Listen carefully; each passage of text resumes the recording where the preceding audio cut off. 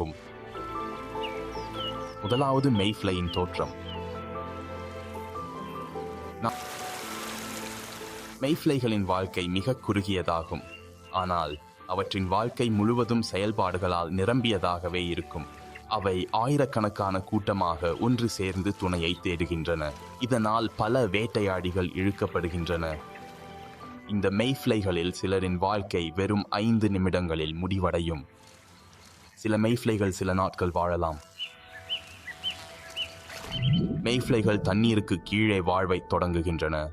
இவை நிஃபம்ஸ் என்று அழைக்கப்படுகின்றன.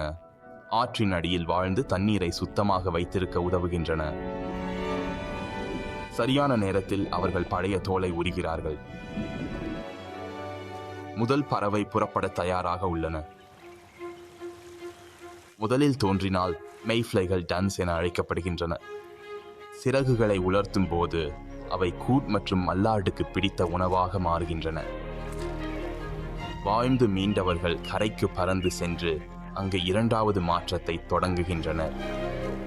நான் இப்போது தோன்றிய ஒரு பெரிய மெய்ஃப்ளையை காண்கிறேன்.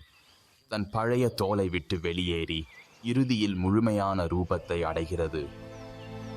வயது வந்தவர்கள் ஸ்பின்னர்ஸ். அவர்களின் வாழ்வின் ஒரே குறிக்கோள் பெருகுதல்.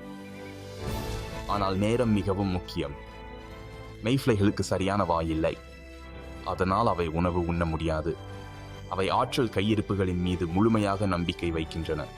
பறக்கும்போது அவை விரைவாக எரிகின்றன.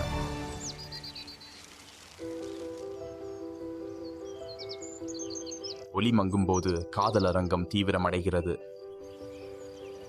இப்போதுதான் மெய்ஃப்ளைகளின் நேரம் பிரகாசிக்க. மெய்ஃப்ளைகள் தங்கள் ஆற்றல் கையிருப்புகளை பயன்படுத்தி காற்றில் மேலே பாய்ந்து தங்கள் துணையை கவர்வதற்காக கீழே மெல்ல இறங்குகின்றன.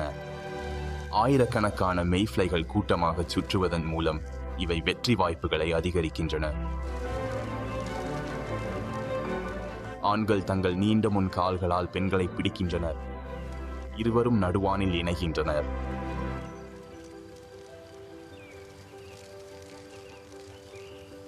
பெண்கள் தண்ணீரில் திரும்பிச் செல்வது.